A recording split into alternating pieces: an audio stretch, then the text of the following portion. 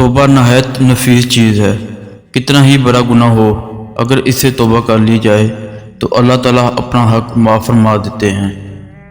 शैतान की इंसान पर की गई सारी सरमायाकारी इस वक्त मुकम्मल तौर पर डूब जाती है जब बंदा बच्ची तौबा करके अपने रब के दर पर झुक जाता है। बादल भी बरस रहे हैं, रात की आंख भी भीगी है, चांद भी धुंधलाया सा है। कुछ बातें याद आती हैं, कुछ यादें सताती हैं। दिल टूटा सा है, हाथ जुड़े हुए हैं, लब से दुआ निकल रही है, अब जल्द वापस लौटो। तौबा की नफ्सियात में जीने वाले इंसान के लिए लाजम है कि वो अपनी आदत का भी इजाज़ा लेता रहे। हर वो आदत जो गुनाह और नाफरमानी की सिमत में ले जाने वाली है, इसकी इस्लाह की भरपूर कोशिश करे। इसके लिए दूसरों से मदद ले।